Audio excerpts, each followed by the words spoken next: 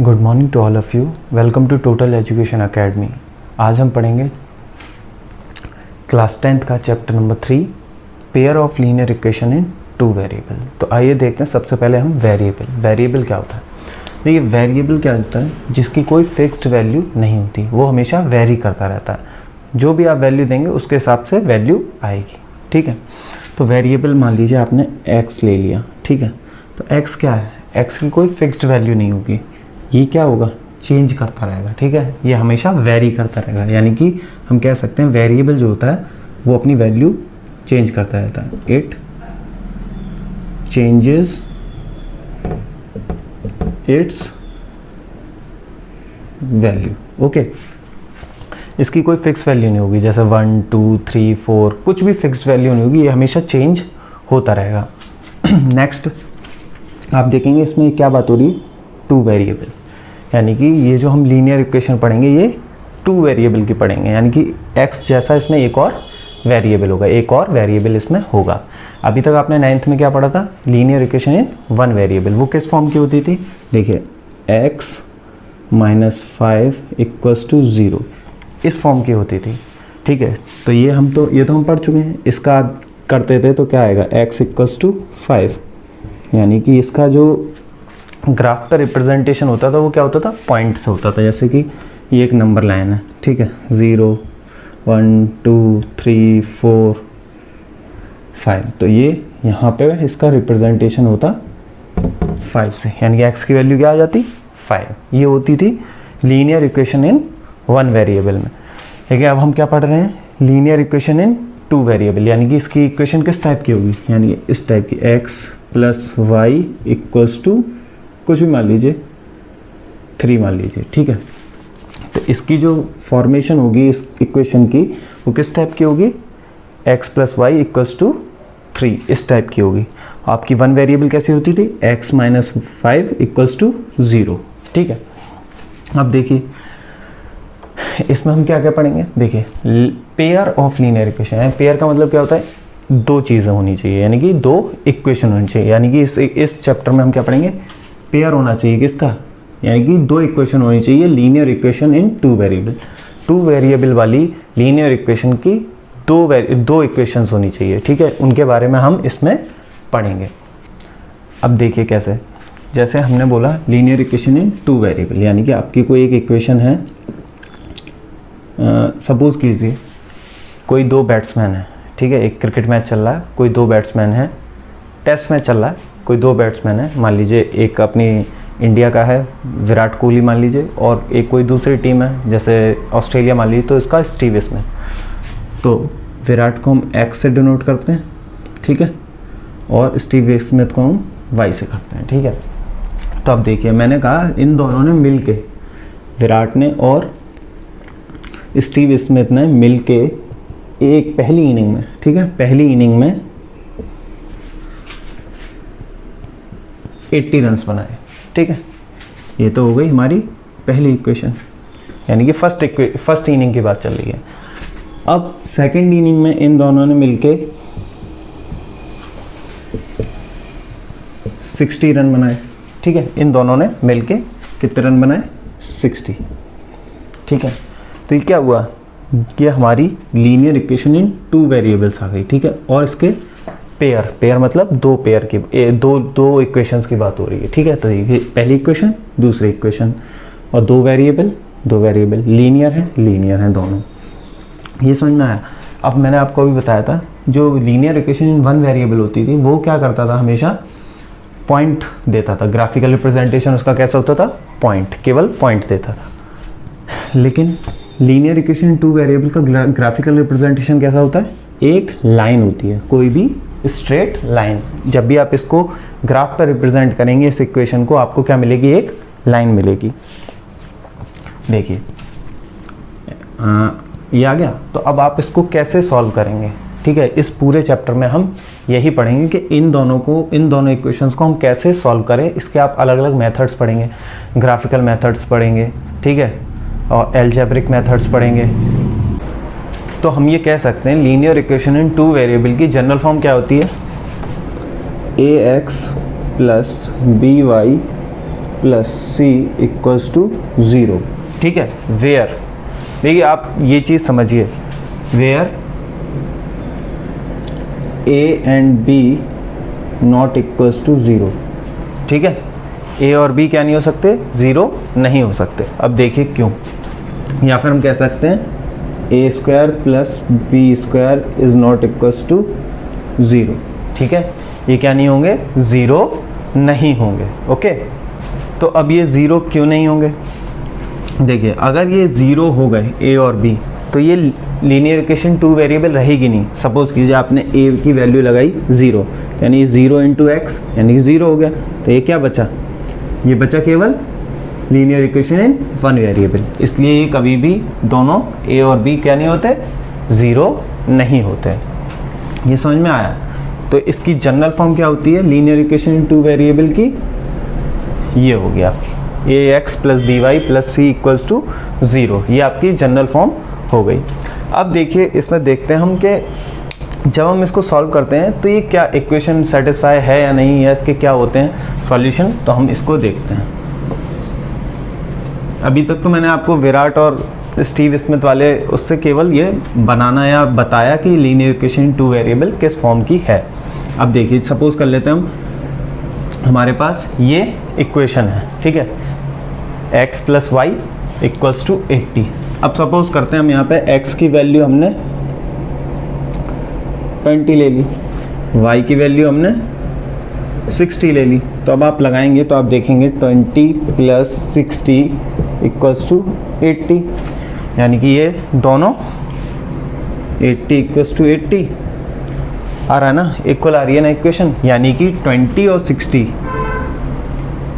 60 इसका एक सॉल्यूशन होगा, किसका, लीनियर इक्वेशन 2 वेरिएबल का एक सॉल्यूशन होगा, क्या, 20 और 60। यानी कि ये जो पॉइंट होगा 20 और 60, ये जो ये लीनियर इक्वेशन 2 वेरिएबल लाइन बनाएगा ना उस पे लाई करेगा। यानी कि जो ये मान लीजिए इसकी लाइन है, ठीक है, ये लाइन जा रही है इस इक्वेशन की, तो ये जो 20 और 60 होगा ना वो इस पे लाई करेगा यहाँ पे, ठीक है, 20 और 60 इस पे लाइन करेगा।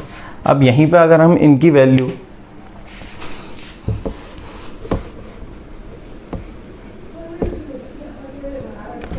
अगर हम इनकी वैल्यू 40 और 50 ले लेते, ठीक है, क्या ले लेते 40 और 50, तो आप देखो 40 प्लस 50 और यहाँ पे क्या दे रखा है आपका 80, 40 प्लस 50 90, यहाँ पे 80, तो 90 इक्वल है 80 के, नहीं है, तो ये सीधे आप क्या कर देते इसको नॉट इक्वल्स टू। यानी कि ये वाले जो पॉइंट्स हैं x की वैल्यू 40 और y की वैल्यू 50, ये इस लाइन पे नहीं आएंगे, या फिर ये क्या इस इक्वेशन को सेटिस्फाई नहीं करेंगे। तो आप एक चीज़ समझ लिए यहाँ से, जो भी इक्वेशन या जो भी पॉइंट्स आएंगे हमारे, अगर वो सॉल्यूशन दे रहे हैं तो वो इसके सेटिस्फाई करेंगे इसको इक्वेशन को। अगर वो इस पे मतलब सॉल्यूशन नहीं इक्वल नहीं आ रहे हैं तो वो उसको सेटिस्फाई नहीं करेंगे, यानी कि वो जो सॉल्यूशन है वो इस इक्वेशन पे नहीं आएगा, ओके। अब आप यहाँ पे एक चीज़ और समझिए कि ये जो हमारे वेरिएबल्स हैं, ये तो आपने समझ गए इसके सॉल्यूशन होगा या नहीं होगा। अब जैसे समझिए आप कोई नेक्स्ट है, अब हम यहाँ पे बात करेंगे पेयर की, इक्वेशंस के पेयर की, यानी कि दो इक्वेशंस की बात करेंगे हम। तो आप मान लीजिए अभी हमने देखा था x plus y equals to 80 और दूसरा देखा था हमने x plus y equals to 60। तो यहाँ पे जो वेरिएबल्स हैं इस वाली इक्वेशन में और इस वाली इक्वेशन में, ये वेरिएबल्स कैसे होने चाहिए, सेम होने चाहिए, अलग अलग नहीं कि यहाँ पे आपके x y है और यहाँ पे p और q है या फिर a b है कुछ भी। तो ये ऐसा नहीं होना चाहिए, जो यहाँ पे वेरिएबल है वो ही हमारे यहाँ पे वेरिएबल होने चाहिए। यहाँ पे अगर x y है तो यहाँ पे भी x y, यहाँ पे a b है तो यहाँ पे भी a b, यहाँ पे p q है तो यहाँ पे भी p q, मतलब दोनों जगह सेम वेरिएबल्स होने चाहिए हमारे, तभी हम उसको सॉल्व कर पाएंगे, वरना हम नहीं कर पाएंगे। अच्छा देखिए, आपको ये तो मैंने बता ही दिया, ये जो अगर हम इस लीनियर इक्वेशन 2 वेरिएबल को सॉल्व करेंगे तो हमें क्या मिलता है, एक स्ट्रेट लाइन मिल जाती है, ठीक है। अब एक इसकी स्ट्रेट लाइन मिलेगी आपको, ठीक है, और एक स्ट्रेट लाइन इसकी मिलेगी। तो हमारे पास क्या पॉसिबिलिटीज़ हैं केवल 3 पॉसिबिलिटीज़ हमारे पास जो हो सकता है, इसकी लाइन, ठीक है, और इसकी लाइन या तो दोनों इंटरसेक्ट करेंगी, ठीक है, एक दूसरे को क्रॉस करेंगी, या वो दोनों एक दूसरे को क्रॉस नहीं करेंगी, यानी कि पैरेलल हो सकती हैं, या क्या होगा हमारा एक के ऊपर एक आएंगी। सपोज कि एक ये लाइन है, एक ये लाइन है, तो 3 ही कंडीशन हो सकती हैं, या तो इंटरसेक्ट करेंगी, या फिर पैरेलल होंगी, या फिर कॉइंसाइड होंगी। ये 3 ही कंडीशन केवल हो सकती हैं, इसके अलावा और कोई कंडीशन नहीं बनेगी। या तो इंटरसेक्ट करेंगे, एक दूसरे को काटेंगी, या पैरेलल होंगी, एक दूसरे के बिल्कुल सेम चलेंगी, या फिर कॉइंसाइड होंगी, यानी एक के ऊपर एक होंगी। ये 3 ही कंडीशन हो सकती हैं, इसके अलावा चौथी कोई भी कंडीशन नहीं होगी। तो देखिए अब हम क्या कह सकते हैं, ये मैंने आपको बता दिया, या तो इंटरसेक्ट करेंगी, या पैरेलल होंगी, या फिर कॉइंसाइड करेंगी।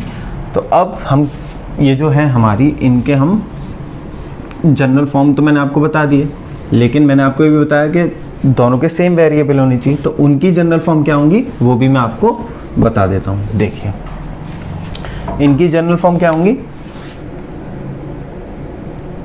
a1x plus b1y plus c1 equals to 0, और दूसरे का होगा a2x plus b2y plus c2 equals to 0। ये इनकी जनरल फॉर्म होंगी। अब यहाँ पे मैंने आपको बताया था, यहाँ पे आप लिख सकते हैं where a1 a2 b1 b2 ये क्या होंगे, नॉट इक्वल्स टू 0, ये कोई भी 0 नहीं होंगे। और a1 b1 c1 a2 b2 c2 ये क्या होंगे, आपके रियल नंबर्स होंगे, ठीक है। तो हमें इन दोनों सिचुएशंस को रिप्रेजेंट, यानी कि एल्जेब्रिकली और ज्योमेट्रिकली रिप्रेजेंट करना है। एक हमारी ये इक्वेशन हो गई और एक हमारी ये इक्वेशन हो गई। चलिए इनको अभी ऊपर लिख लेते हैं।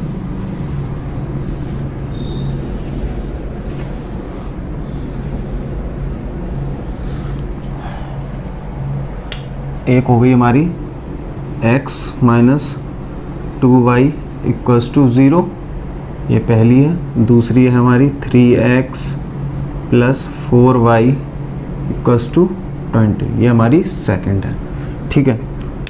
तो देखिए इनको एल्जेब्रिकली तो हमने रिप्रेजेंट कर दिया, कैसे हो। अब इसको हम ज्योमेट्रिकली कैसे रिप्रेजेंट करेंगे, उसके लिए पहले हमें क्या करना पड़ेगा, इनके पॉइंट्स निकालने पड़ेंगे, x y।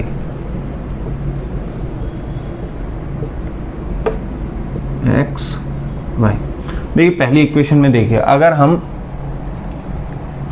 y को 0 ले लें, ठीक है, अगर हम y को 0 ले लें, ठीक है, अगर देखिए आप x माइनस 2 इंटू 0, तो ये आपका 0 हो गया पूरा, तो हमारी x की वैल्यू भी कितनी आ जाएगी, 0 आ जाएगी, ठीक है। अब अगर हम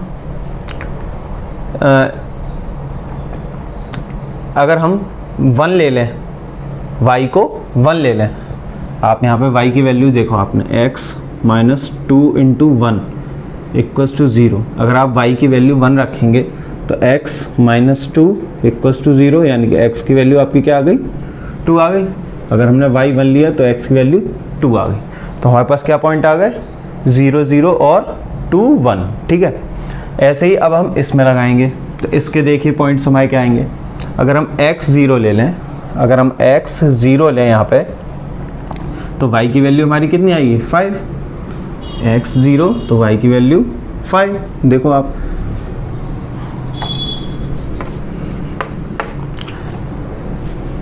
three into 0 0 plus 4y equals to 20, यानी y equals to 20 upon 4 equals to 5, यानी y की वैल्यू 5 आ गई। अब अगर हम इसमें y की वैल्यू 2 ले लें, अगर हम y की वैल्यू 2 ले लें तो देखिए 3x प्लस 4 इंटू 2 8 20, तो 3x 20 माइनस 8, तो 3x equals to 12, x equals to 4, 12/3 4, तो y की वैल्यू क्या आ गई 4। तो देखिए सॉरी x की वैल्यू आ गई 4, तो जब x की वैल्यू 4 है तो हमने y 2 लिया था, तो 2 की वैल्यू पे x की वैल्यू आई 4, तो हमारे पास देखिए कोऑर्डिनेट्स आ गए, पॉइंट्स आ गए। अब हम क्या करेंगे, इसको ग्राफ पे रिप्रेजेंट करेंगे। कैसे देखते हैं कैसे। अच्छा एक चीज़ और बता दूं, ये आप वैल्यूज़ अपने मन से कोई भी ले सकते हैं, ऐसा ज़रूरी नहीं है कि जो मैंने लिए वही, आप कोई और भी लेके देख सकते हैं, आपका आंसर सेम आएगा। जैसे देखिए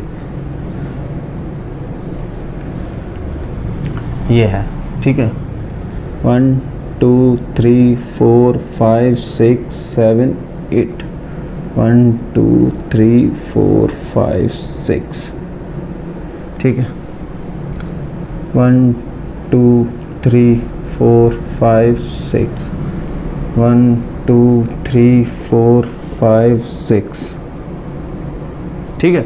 अब देखिए पहला पॉइंट क्या है 0 0, यानी कि एक पॉइंट ये रहा, ठीक है। दूसरा पॉइंट क्या है 2 1, यानी कि x पे 2 1 2 और y पे 1, यानी एक पॉइंट ये है, ठीक है। तो पहली लाइन हमारी क्या जा रही है, ये जा रही है, ठीक है।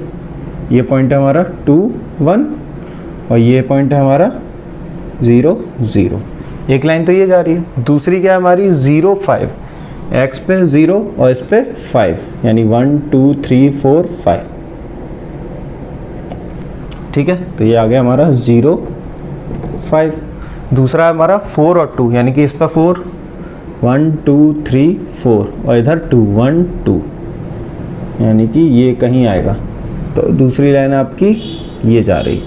तो आप देखेंगे कि ये आपकी इंटरसेक्ट कर रही है, जहाँ पे भी ये इंटरसेक्ट करती है, ठीक है, जहाँ पे भी ये इंटरसेक्ट करेगी वो आपका क्या होगा, सॉल्यूशन होगा, ठीक है। सॉल्यूशन मतलब वो इसका आंसर होगा। अब देखिए यहाँ पे ये लाइंस, दो लाइंस थी, ये क्या कर रही हैं, इंटरसेक्ट कर रही हैं।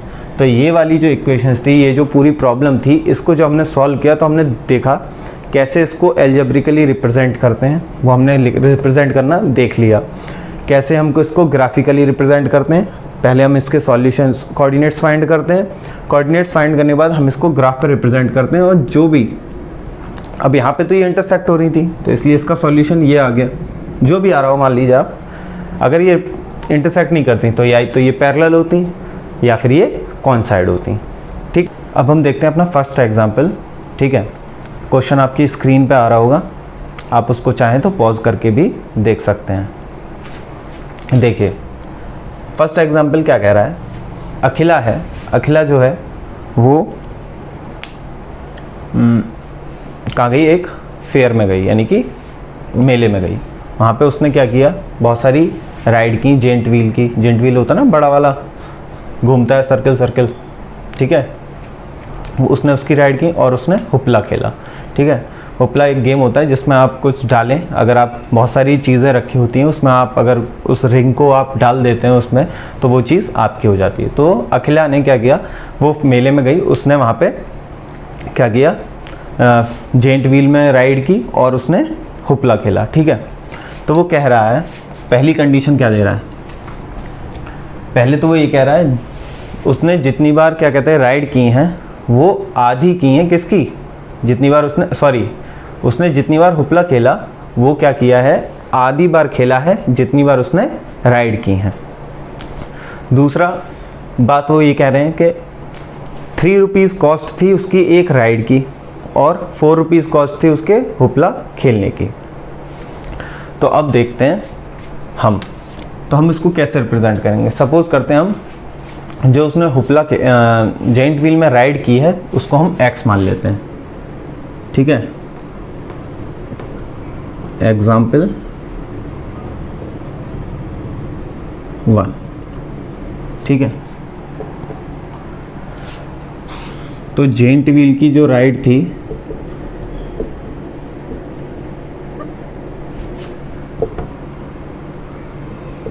बी एक्स, फिर उपला को हम बी वाई मान लेते हैं। ठीक है, तो वो क्या कह रहा है, जितने बार उसने, तो पहली इक्वेशन क्या होगी हमारी, देखिए ये इसमें आप ये सीख रहे हैं कि कैसे आप किसी भी इक्वेशन मतलब जो हमें दे रखी है प्रॉब्लम, उसको आप कैसे एल्जेब्रिकली रिप्रेजेंट करें, ग्राफिकली रिप्रेजेंट करें। तो आप देखेंगे पहली इक्वेशन कैसे हो जाएगी आपकी, number of times she played hoopla. ठीक है, हुपला उसने जितनी बार खेला है वो आधा है किसका, नंबर ऑफ टाइम्स उसने जितनी जेंट व्हील की राइड की है। तो जेंट व्हील क्या था हमारा x, तो x के आधे यानी x उसने जितनी बार राइड की है उसकी हाफ क्या है उसने, वो है आपकी उपला खेला है उसने। तो ये तो हो गई आपकी फर्स्ट। ठीक है, तो इसको हम क्या लिख सकते हैं, देखिए इधर जाएगा तो 2y इक्वल्स टू x, ये बनी आपकी। तो आपका ये हो गया x minus 2y equals to 0। तो ये आ गई आपकी पहली इक्वेशन। ठीक है, तो आइए हम इसको डायरेक्ट लिख देते हैं।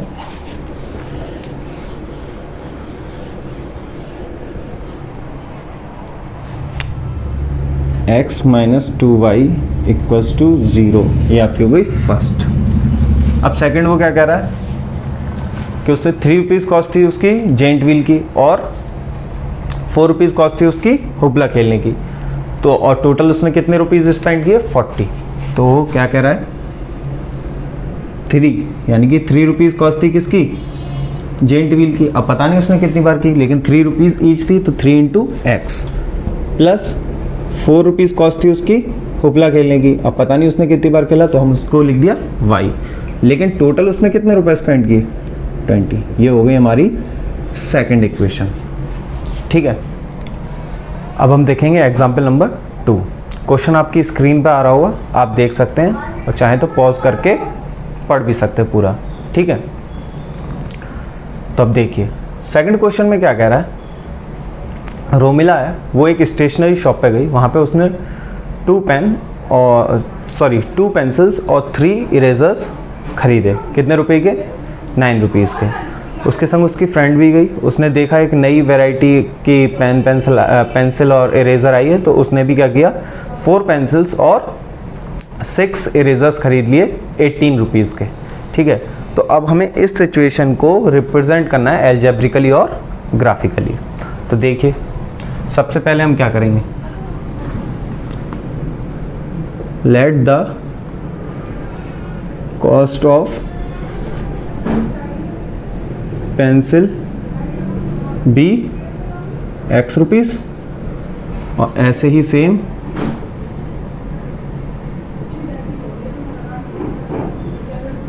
इरेज़र की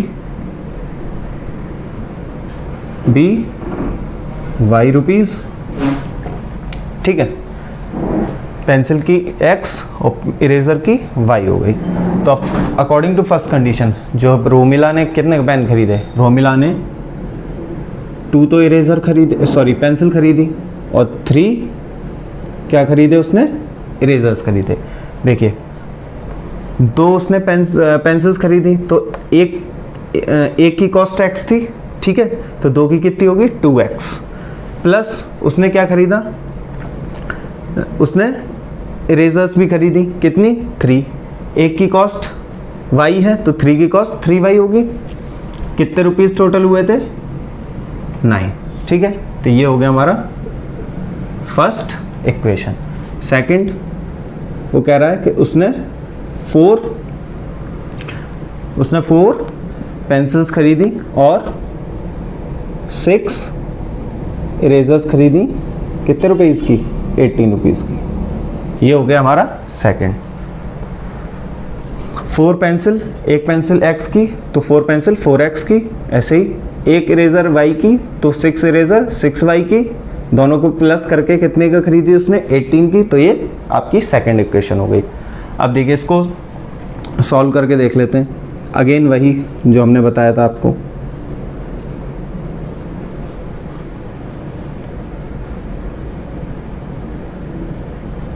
x y x वाई।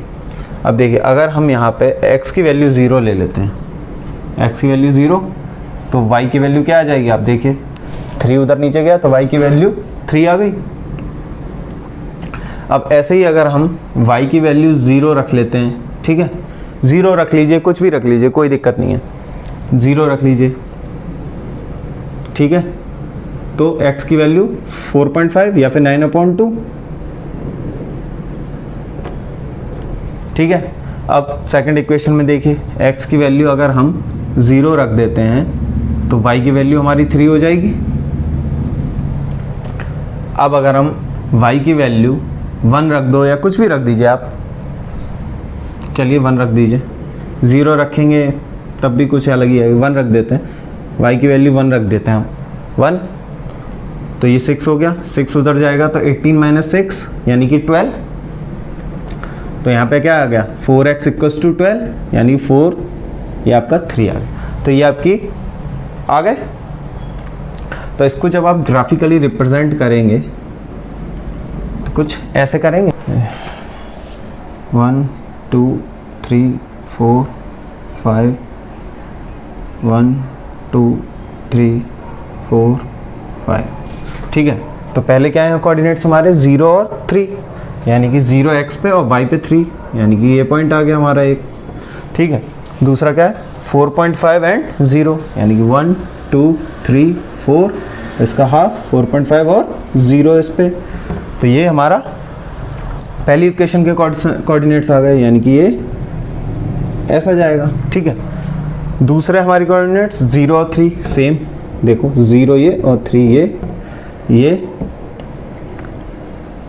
आपका 0 और 4.5, दूसरे हमारे 0 और 3, फिर 3 और 1, यानी कि x पे 3 और इस पे 1, यानी कि यही आ रहा है। यानी कि आप देख रहे हैं सेम यही लाइन आ रही है, यानी कि ये क्या कर रहे हैं, ये जो दोनों हैं ये कोइंसाइड कर रहे हैं। इसका जो ग्राफिकल रिप्रेजेंटेशन आ रहा है वो कैसा आ रहा है, ये देखिए आप कोइंसाइड कर रहे हैं, एक के ऊपर एक ही आ रहे हैं, ठीक है। तो ये हो गया। तो पहला जो आपने एग्जाम्पल किया था उसमें आपके इंटरसेक्ट हो रही थी लाइंस, दूसरे में आपकी कोइंसाइड आ रही हैं, ठीक है। तो ये पूरा इसका सेकंड एग्जाम्पल। तो आइए अब हम देखते हैं थर्ड एग्जाम्पल। थर्ड एग्जाम्पल में आपको दे रखा है 2 रेल्स आर रिप्रेजेंटेड बाय, ये 2 रेल्स की इक्वेशंस दे रखे हैं आपको, ठीक है। अब आप इसको देखिए, इसमें आपको डायरेक्टली दे रखा है, केवल इसको हमें एल्जेब्रिकली तो आपको दे रखा है, केवल इसको हमें क्या करना है, ज्योमेट्रिकली रिप्रेजेंट करना है। सेम वही काम जो हमने पहले किया था।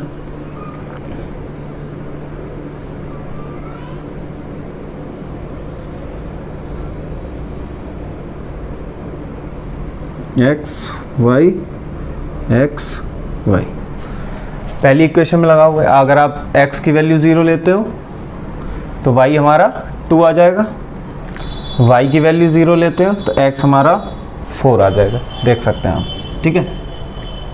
इसमें देखो आप, अगर आप x की वैल्यू 0 लेते हो तो y की वैल्यू 3 आ जाएगी, 12/4 3। अगर आप y की वैल्यू 0 लेते हो तो आपकी x की वैल्यू क्या आ जाएगी, 12/2 6 आ गई। आप इसको ग्राफ पर रिप्रेजेंट कर दीजिए, देखिए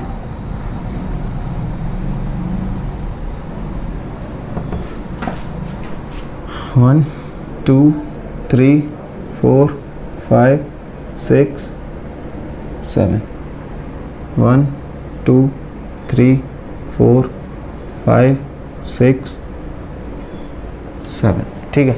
तो पहला क्या हमारा 0 और 2, x पे 0 और y पे 2, ये पॉइंट हो गया एक।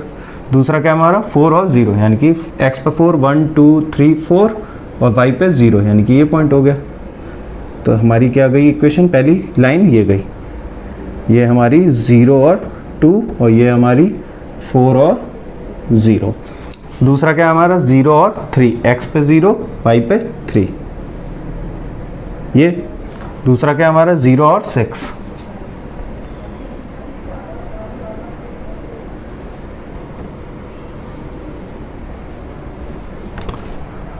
ये हमारा 0 और 3 और ये हमारा 6 और 0। तो देखिए आप देख सकते हैं ये दोनों हमारी कैसी लाइन्स आई हैं, पैरेलल लाइन्स आई हैं। ठीक है, ये कैसा ग्राफ है, ये ट्रेन्स का कैसा है, ये पैरेलल ग्राफ है। तो आपने तीनों सिचुएशंस देख ली, आपने इंटरसेक्टिंग की भी देख ली, आपने कॉन्साइड की भी देख ली, आपने पैरेलल की भी देख ली। आप तीनों को ग्राफिकली कैसे रिप्रेजेंट करते हैं, कैसे निकालते हैं, तीनों चीज़ें आपने देख ली। ठीक है, तो आपने इस चैप्टर में देखा कैसे हम लीनियर इक्वेशन टू वेरिएबल्स को एल्जेब्रिकली और ज्योमेट्रिकली रिप्रेजेंट करते हैं। कोई भी लीनियर इक्वेशन टू वेरिएबल हो या pair of linear equation two variable हो, उसके केवल 3 पॉसिबल आउटकम्स हो सकते हैं। या तो लाइन इंटरसेक्ट करेंगी, या तो लाइन पैरेलल होंगी, या फिर लाइन कॉन्साइड होंगी। ये आपने तीनों चीज़ें देखी, मैंने एक एक एग्जाम्पल करके आपको तीनों दिखा भी दिए। अगर आपको ये वीडियो अच्छा लगा तो आप इसको लाइक करें, ज़्यादा से ज़्यादा शेयर करें, जिसके भी काम आ सकता है उसको ये आप वहाँ तक पहुँचाएँ। इस वीडियो को शेयर करें, चैनल को सब्सक्राइब करें। Thank you.